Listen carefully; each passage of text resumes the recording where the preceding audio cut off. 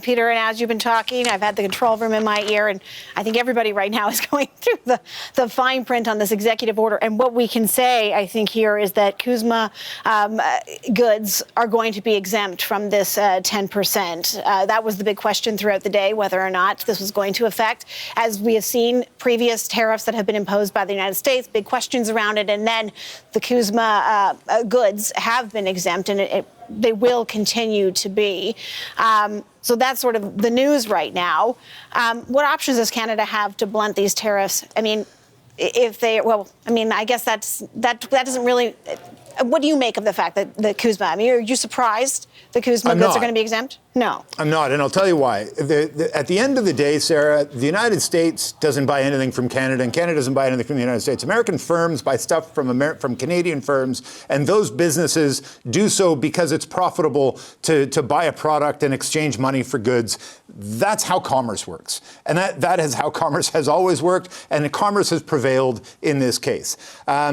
That doesn't mean that we're scot-free, remember. We still have the sectoral tariffs that fall under a completely different sort of mechanical rubric, and those are still in place. The ones on steel, the ones on aluminum, the ones on cars and car parts, there are still tariffs that will continue to cause great damage to Canadian companies and to the Canadian economy going forward. But I think we can sort of tip our hat to the fact that reason has prevailed, that we are going to, if indeed this is confirmed, that we're not going to, that the CUSMA-compliant goods are going to get exemptions to these tariffs. That's fantastic news. It is such a heaving sigh of relief for any business across this country that has, remember, we do $3.6 billion of goods travel across the border every single day. So imagine some company that's got stuff on trains and on trucks and on boats and on planes that is going across the border right now, and for 8.5 hours, they had no idea what tariff rate they were going to be paying on it. That kind of uncertainty is really hard to manage. So a little bit of uncertainty, and as I say, maybe, just maybe, a tiny bit of leverage heading into these CUSMA talks in the summer.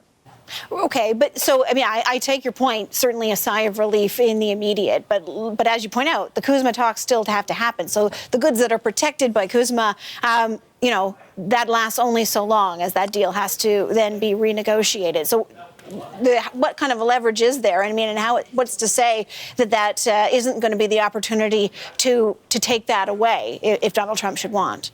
Entirely right. And remember, the 10% tariff that's just been put in place, it has a sunset clause to it. It's only 150 days. Now, that would take us, if my math is right, to August. And right in the midst of these, the renewal process. And remember, it's not a renegotiation. It's not an end to CUSMA. It is merely a renewal process. If they decide they want to, blow it up, that starts a 10-year clock to get out of it. So, but if all of a sudden, in the middle of those negotiations, they start in July, and then you sort of work your way through it, and all of a sudden, August, the sunset comes up on these, and they decide, actually, we're going to go to 15%.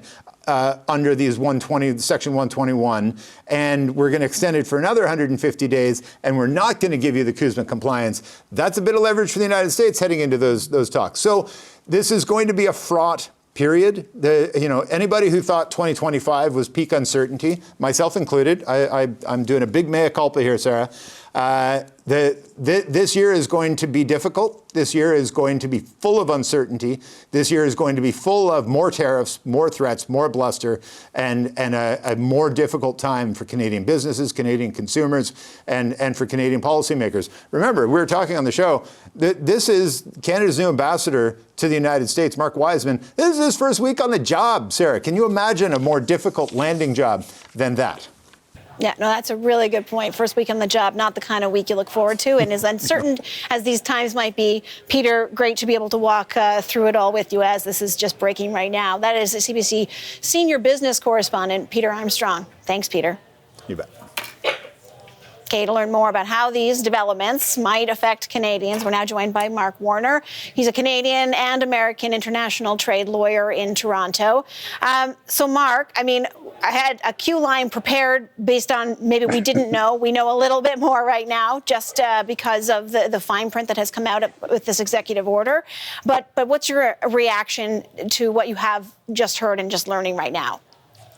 Well, I think it's good news. I mean, I thought that it would be extended, the the USMCA compliance exemption would be extended across to the new Section 122 tariff. And I think that I think the only doubt I had would be if someone in the Canadian government were to sort of do a dancing on the grave type thing that might anger him and he might withdraw it. And I didn't see the dancing on the grave, so I think it ended where I thought it should end. Okay. How is this? I mean, how do you imagine? I mean, I do want to get back to Canada as well, but CUSMA compliant goods are not affected, but this 10%, I mean, from the details we're reading, it is going to be far and wide. What do you imagine the international reaction is going to be?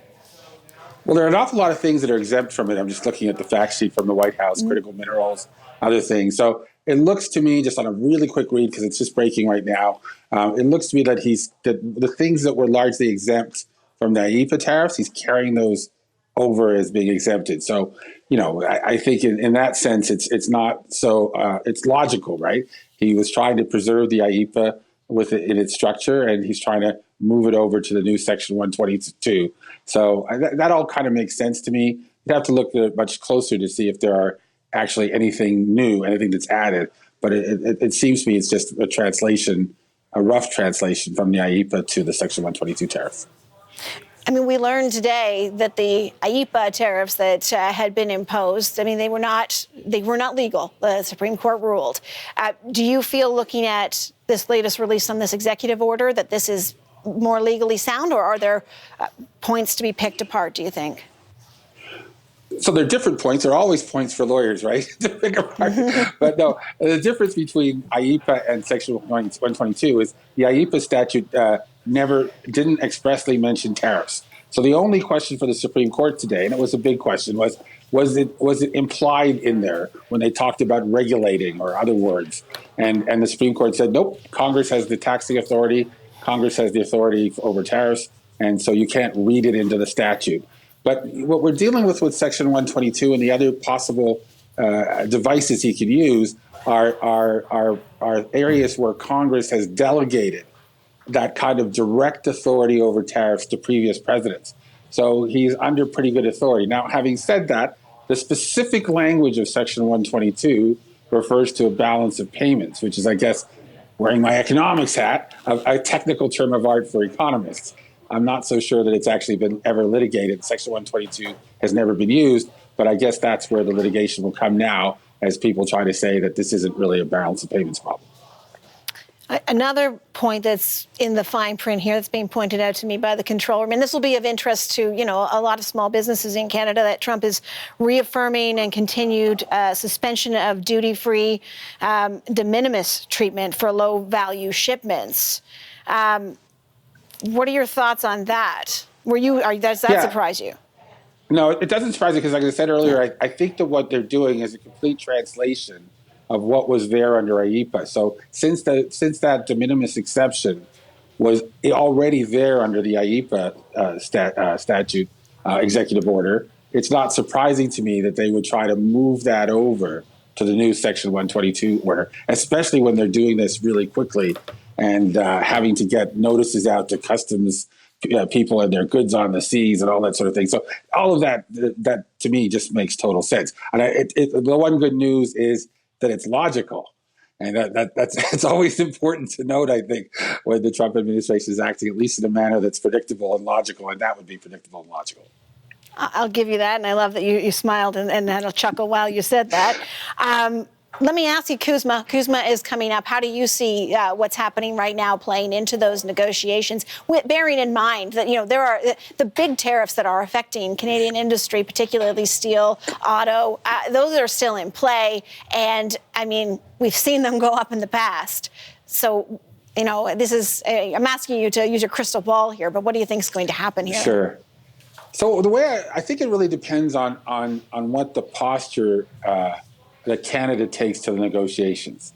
So if the response in Ottawa and the government is, that this means that Trump is losing power, losing authority in the courts and in Congress, and that stiffens the back of the Canadians to negotiate, to, as I always say, to rag the puck, which is a traditional way of Canadian trade negotiating. I don't think Trump has a lot of patience for that. So that, I think, could lead him to go nuclear. So we'll have to wait and see how that works. But if the Canadian government looks at this as an opportunity to try to sit down and negotiate the renewal of CUSMA and think of areas where they creatively can actually make concessions and maybe give some things up, as other countries have, in order to preserve CUSMA. Because as we talked about earlier, why we're not seeing the great effect to the economy from the IEEPA tariffs is because we have the CUSMA compliance exemption. So if we want to keep an exception to these tariffs, we've got to keep CUSMA, which means you've got to get to the table, as the Mexicans have, and find a way to negotiate. So that's how I see it. It's really a question of how does Ottawa, how does the government read what's happened today? And does it embolden them to sort of stiffen their back and resist negotiating more, or will they actually double down and try to negotiate? Mark Warner, international trade lawyer, really appreciate this. Thank you. Thank you.